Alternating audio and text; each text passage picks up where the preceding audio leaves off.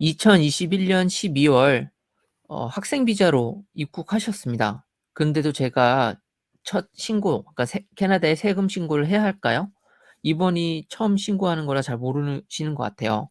근데 문제는 이제 입국한 이후에 이제 은행에서 나오는 이자도 있고 한국으로 월급도 들어오시는 것 같고 이제 육아휴직 수당도 나오시는 것 같고 뭐 이것저것 계속 수입이 한국에 발생되는 것 같아요. 그리고 한국에 이제 퇴직연금 부은 거랑 뭐 세금 낸 거 뭐 이런 것들이 있는데 이것들을 만약에 신고하게 된다면 어떻게 해야 되는지, 그리고 배우자 소득도 있는데 이것도 아마 한국 소득이겠죠?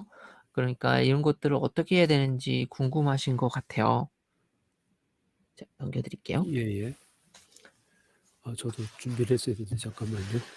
괜찮습니다. 이거는 뭐 배우자 소득도 마찬가지지만 각자라서 사실.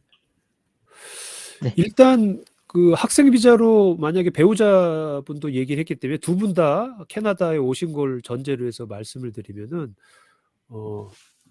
비록 12월에 입국을 하셨다 하더라도 앞으로 계속 생활할 계획이시고 뭐 베네핏 등을 받을 생각도 있으시고 여러 가지 하신다면은 이제 캐나다 거주자로 이제 판정을 해서 말씀을 드리겠습니다. 그래서 캐나다 거주자가 되시면 계속 말씀드린 것처럼 캐나다 거주자냐 비거주자냐의 차이는 뭐냐면 세금 신고를 하느냐 마느냐의 기준이 아니고 캐나다 그 소득 신고 범위가 달라져요. 그래서 캐나다 거주자이신 경우에는 캐나다 및 한국의 모든 소득, 즉 월드와이드 인컴에 대해서 신고를 하시는 거고, 캐나다 비거주자라 하더라도 세금 신고를 안 하는 게 아니고, 만약에 비거주자라 하더라도 캐나다에서 어떤 소득이 발생했다 그러면은 그분도 그것도 신고 대상이 돼서 세금을 낼 수도 있어요. 근데 어쨌든 캐나다 거주자라고 하시면은 한국 소득도 포함을 해야 되는데, 이분 같이 지금 그 뭐 퇴직연금도 받으시고 또 여러 가지 뭐 은행 이자도 있고, 사실은 원칙적으로 말씀드리면 다 한국에서 발생하는 소득도 다 캐나다 거주자라고 하시면 신고를 하셔야 되겠죠. 그리고 지금 퇴직연금 같은 경우도 그 조세 협약에 따라서 어떤 경우는 이제 이중과세 방지로 이제 비과세 되는 게 있어요. 그래서 국민연금, 공무원연금 등 같은 것들은 이제 비과세 대상이거든요. 비과세는 아니고, 엄격하게 말하면 비과세가 아니라 처음에 신고를 해서 넣었다가 나중에 소득공제로 빼고 뭐 이런 게 있어요. 그래서 넣었다 뺐다를 해야 되는데, 이제 그런 이제 신고가 좀 뭐 차이가 있을 수 있어요. 그다음에 이제 배우자 소득, 당연히 이제 부부 같이 신고하셔야 되거든요. 그렇기 때문에 배우자분도 같이 여기 거주하고 계시면 커플 리턴으로 해서 같이 신고를 하셔야죠. 예, 이상입니다. 예. 네. 좋습니다. 이 관련돼서 질문들을 꽤 많이 주셔서 일단 뭐 이거는 좀 다른 걸 수도 있는데 아까 전에 얘기랑 똑같고, 이제 캐나다에도 집이 있고 한국에도 집이 있는데 한국 집 매매하고도 캐나다에다가 세금 내야 되냐, 이 질문이에요. 그러니까 이제 그분이 뭐 캐나다 거주자시겠죠. 당연히 캐나다에 집이 있으니까. 그렇게 되면은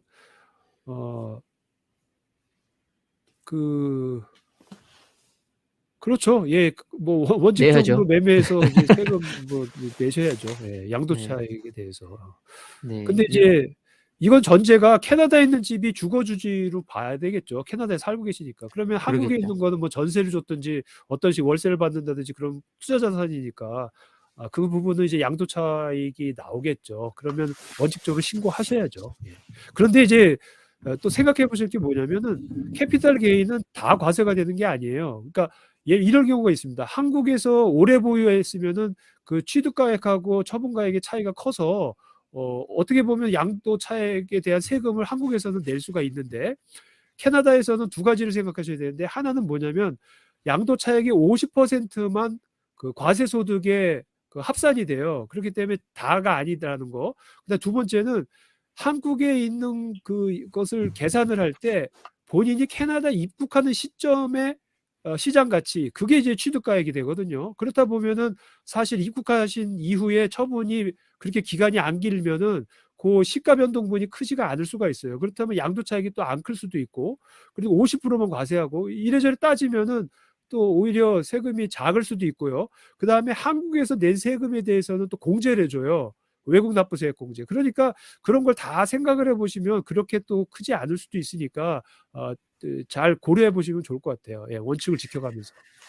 네, 맞아요. 한국 그 집값을 어떻게 우리가 알 수 있느냐? 그러니까 우리가 집을 팔지도 않았는데 입국을 하는 순간에 그때 가치를 우리가 알아야 되는데 이게 참 애매하더라고요. 제가 이것도 맞아요. 한번. 그래서 감정 평가도 받아야 된다 뭐 그런 네, 얘기 하셨죠. 맞습니다. 예, 예. 예. 그래서 그게 이렇게 생각하시면 돼요. 우리가 알고 있는 집값, 이거는 나라에서 정해준 집값, 그건 어디 한국에서 딱 정해져 있으니까 바로 증명이 가능하지만 굉장히 낮은, 그러니까 현 시세보다 많이 내려가 있기 때문에 만약 그걸 잘못 들고 이제 내버리면 이제 많이 오르게 된 것처럼 보이는 거죠. 그러니까 그게 그렇죠. 예. 세금을 엄청 때려 맞게 될 수도 있는 것 예. 같아요. 사실 입국 시점에 그 취득가의, 그러니까 시가를 좀 사실은 뭐 높게 마음대로 맞아요. 잡을 수는 없지만 높게 잡는 게 유리하시죠. 왜냐면 그 이후에 시가 변동분이 이제 작아지니까. 그래서 맞아요. 그거를 기준을 잘 잡으셔야 돼요. 네. 그리고 이거는 정부 지원 요건에 세금 신고 확인 요건이 있으면 1년 후부터 지원을 받을 수 있는 걸까요? 아니면 올해 무소득으로 세금 신고를 바로 하고 증명하고 지원, 제가 이해가 잘 안 되는데. 예. 아, 정부 지원 요건이 뭐죠?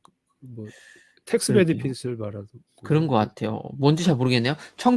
청년님 이것 좀 내용 자세히 해서 좀 올려주세요. 제가 이해를 못해요. 이게 한국 얘기인지 캐나다 얘기인지도 잘 모르겠고요. 근데 여기는 캐나다 얘기만 하셔야 돼요. 한국 얘기는 몰라요. 예. 네네, 맞아요. 저는.